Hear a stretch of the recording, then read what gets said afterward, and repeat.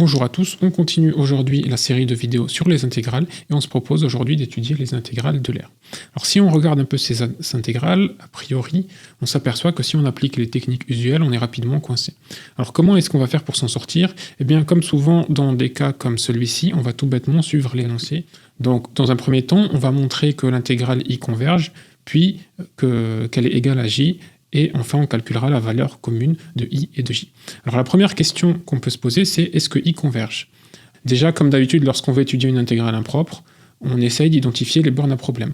Donc ici, le problème se situe en 0, puisque lorsqu'on remplace ici t par 0, on a sinus de 0, et ln de 0, c'est pas défini.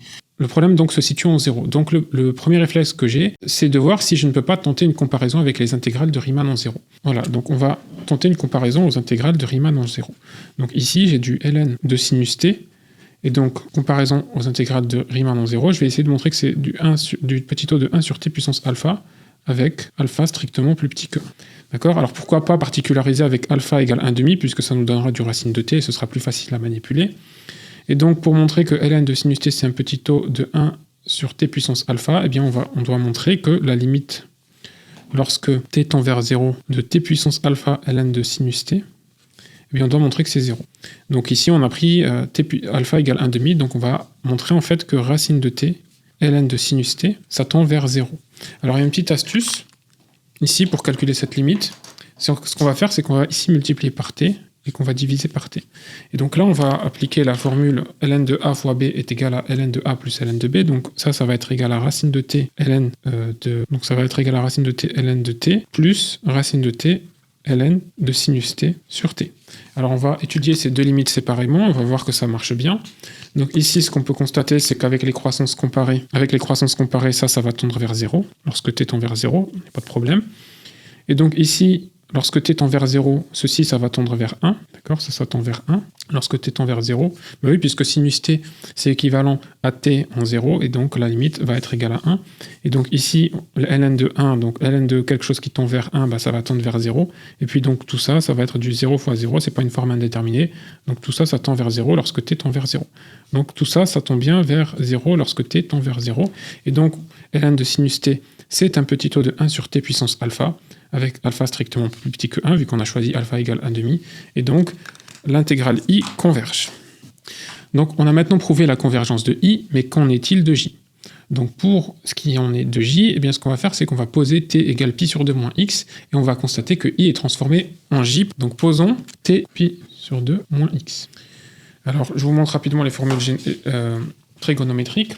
Donc là j'ai mon angle x, là j'ai pi sur 2 moins x, et donc si je regarde le sinus de pi sur 2 moins x, eh bien c'est tout ceci là, et donc on s'aperçoit que c'est égal à cosinus de x en fait. Et donc c'est comme de cette façon-là que cette intégrale-là va être transformée en celle-là par ce changement de variable. Et donc par le théorème du changement de variable, on peut affirmer que j converge automatiquement et que i égale j. Donc dans la deuxième partie de la vidéo, on va maintenant essayer de calculer i et j. Pour cela, l'énoncé nous propose de calculer i plus j. On va suivre la suggestion de l'énoncé pour voir où est-ce qu'elle nous mène. Donc allons-y. Donc on va calculer i plus j. Donc on doit additionner ces deux intégrales-là. Donc ça va me donner l'intégrale de 0 à pi sur 2, ln de sinus t, plus ln de cos t. Donc j'applique directement la linéarité, tout dt. Et donc ln de a plus ln de b, vous savez que c'est ln de a fois b. Donc ça va être égal à l'intégrale de 0 à pi sur 2, ln de sinus t fois cos t, dt. Et donc là, je vous remontre la formule de trigonométrie. Ce qu'on sait, c'est que sinus a plus b, c'est sinus a cos b plus sin b cos a.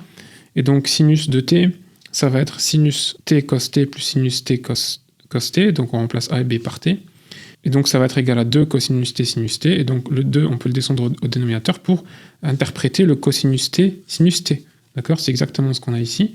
Et donc, grâce à ça, on trouve que c'est sinus de t sur 2. Donc on va remplacer ici sinus t cos t par sinus de t divisé par 2. Et donc ça va être égal à l'intégrale de 0 à pi sur 2, donc ln de sinus de t divisé par 2, dt.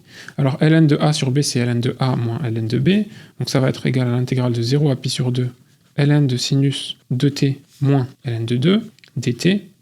Et donc on applique la linéarité de l'intégrale, et donc on va obtenir l'intégrale de 0 à pi sur 2, ln de sinus de t.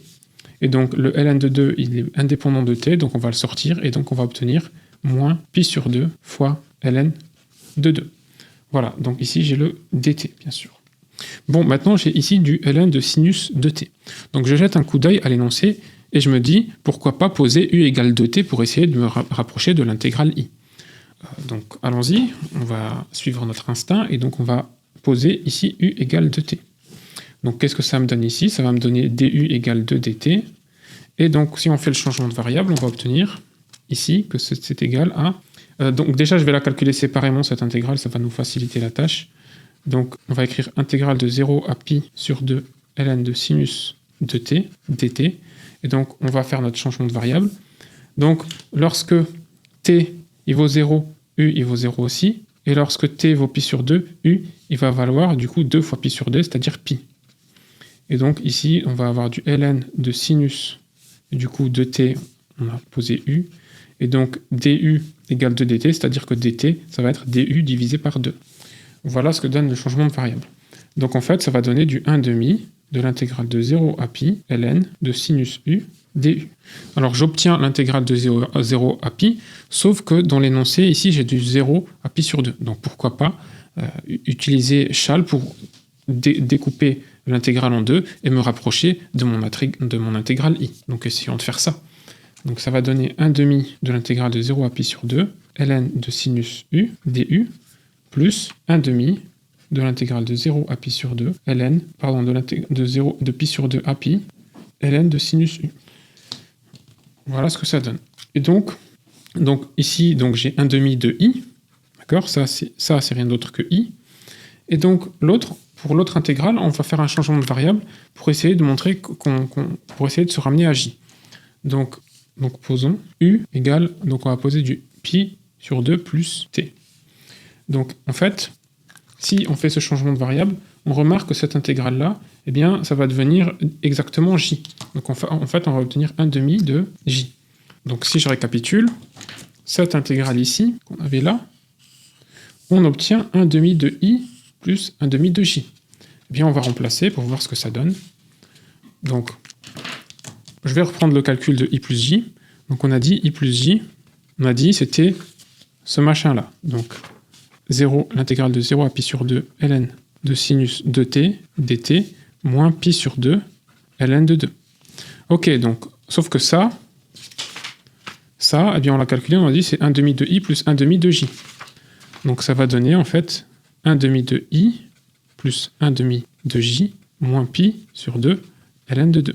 Alors comment est-ce qu'on va faire pour conclure? Eh bien, on va se rappeler d'un point primordial de l'énoncé, c'était que i est égal à j. On l'a montré dans la première question en faisant un changement de variable. Donc ce changement de variable-là, on a montré que i était égal à j. Donc en fait, ici, on a juste à calculer la valeur de i et ce sera la valeur de j. Et comment on va faire?